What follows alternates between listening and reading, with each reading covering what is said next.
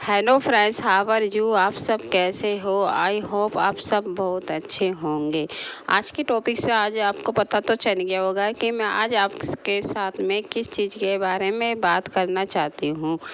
आपने पार्ट 1 तो देखा होगा, अगर नहीं देखा है तो पार्ट 1 और पार्ट 2 आप ज़रूर देखें ना, जो आपको ज़्यादा इसी टॉपिक के बारे में ज़्यादा पता चलेगा कि मैंने इस टॉपिक के पर वीडियो भी क्यों बनाई है। आप पार्ट 1 और पार्ट 2 आप ज़रूर देखना, अगर नहीं देखी हो तो उसको ज़रूर देखना।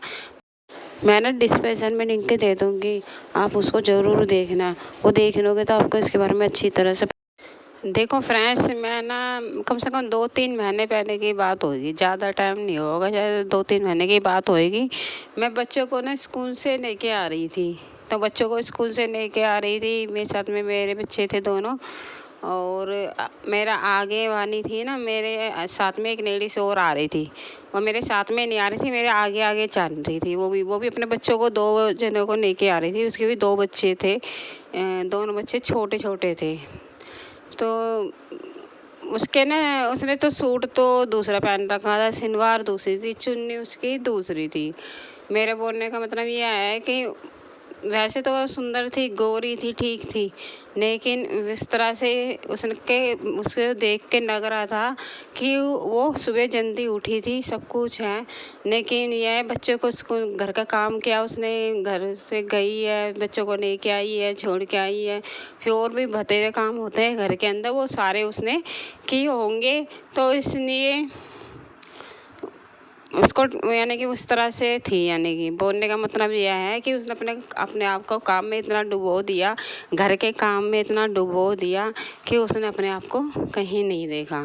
ठीक है, ये तो उसकी साफ दिखाई दे रहा है कि उसने अपने रिश्तों को कितनी उससे निभाया है, कितनी उसे ईमानदारी से निभा रही है। वो उन बच्चों की भी परवरिश कर रही है, अपने घर को भी देख रही है। ये तो उसको देख के ही पता चल जाता है कि हाँ, वो कितनी ईमानदारी से अपने रिश्तों को वो निभा रही है। अब बात ये है कि वो ना मैं तो उसके पीछे पीछे चल रही थी, वो मेरे आगे आगे चल रही थी। मैं उसको जानती भी नहीं थी, तो वो आगे आगे चल रही थी ना, तो फ़ोन पे बात कर रही थी। अब फ़ोन पे बात कर रही थी, फ़ोन पे बात करते करते ही ना वो बोल रही थी, अपने हस्बैंड से बात कर रही थी। वो तो मेरे को पता चला हस्बैंड से बात कर रही थी अपने, और पता चला कि उसका जो हस्बैंड ना 1 महीने से घर नहीं आया, 1 महीने से घर नहीं आया, और घर भी नहीं आया बिल्कुल भी। और पता चला वो किसी दूसरी लेडीज़ के साथ में कहीं रह रहा था। तो वो अपनी बीवी, उसकी बीवी जो है ना, फ़ोन करके बोल रही थी, जी आप घर पे आ जाओ, ऐसे घर पे आ जाओ, घर पे आ जाओ। उसको पता था मेरा पति है ना किसी दूसरी लेडीज़ के साथ में रह रहा है, और 1 महीने से घर पे नहीं आया। और वो पागलों की तरह रो रही है, समझा रही है। 1-2 महीने से वो कुछ पति घर पे नहीं आया, एक तो, और रो रही है और खूब समझा रही है। और लड़का पता फ़ोन के अंदर क्या जवाब देता है, यानी कि बातें हो ही रही थी, तो उस लेडीज़ ने भी बोल दिया, यानी कि उसने ये जवाब बोला कि मेरा तो इसके ऊपर दिन आ गया, मेरा तो हुआ ढिंका फलाना, इस तरह से बोल दिया। ठीक है, और फिर उस लेडीज़ ने भी बोला, भाई मेरे को भी बोला, हम तो नहीं फिसने कहीं भी, हमने तो अपने बच्चों को देखा, अपने घर को देखा, अपने पति को देखा, और तुम ऐसे नहीं कि नहीं ऐसे चलेगी, हुआ ढिंका फलाना, उसने भी बोल दिया। तो यानी कि इतना समझा रही थी वो अपने पति को फ़ोन के ऊपर, और रो भी रही थी, वो खूब समझा रही थी, लेकिन उसके समझाने का दिखाई दे रहा था उसके लड़के पर कोई भी असर नहीं पड़ रहा, क्योंकि उसके लिए उसको तो पता ही नहीं है ना बच्चे किस प्रकार से पालते हैं, गृहस्थी कैसे संभालते हैं।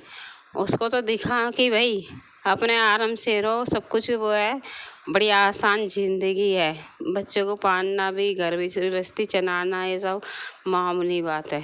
कभी इसने अपने बच्चों को, पति को वो ही नहीं करा कि भाई किस तरह से पाले जाते हैं बच्चे, किस तरह से रखे जाते हैं।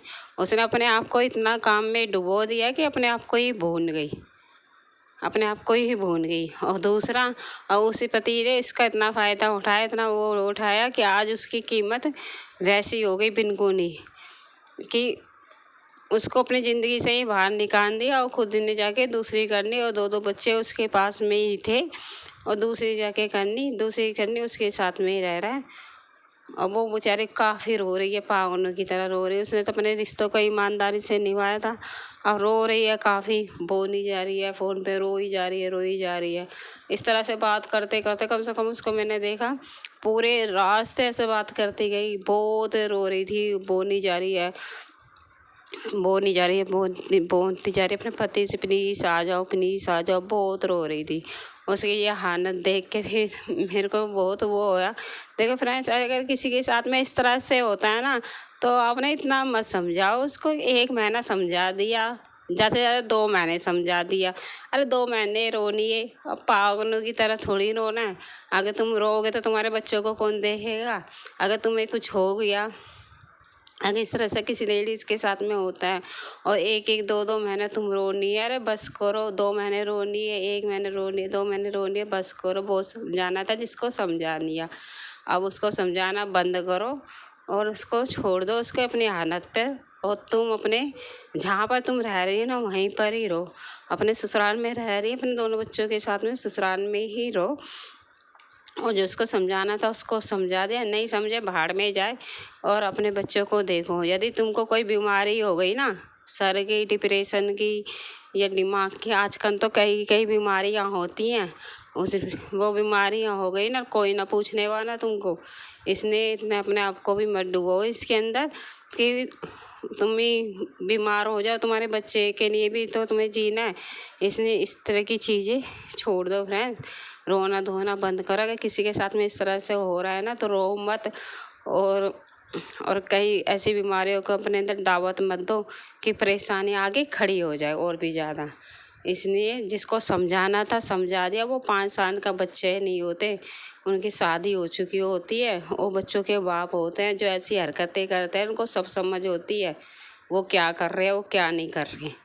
सही है, आप इस तरह से रोना नहीं है। रोगे तो कोई दिमाग की बीमारी हो जाएगी या कुछ परेशानी हो जाएगी, बीपी हो जाएगा, तो वो भी तुमको ही दिक्कत देगा और बच्चे भी को भी परेशानी होएगी। तुमको कुछ होएगा तो वो बच्चों को भी परेशानी होएगी। इसलिए जिसको समझाना होता है ना, समझा दिया। 1-2 महीने के बच्चे नहीं है, वो बहुत बड़े हो चुके हैं, बड़े हो चुके हैं, सब समझ है उनको। उनको पता है गलत क्या है, सही क्या है। बस गलती इस समाज की है, जो ये समाज जो बढ़ोतरी दे रहा है इन चीज़ों की।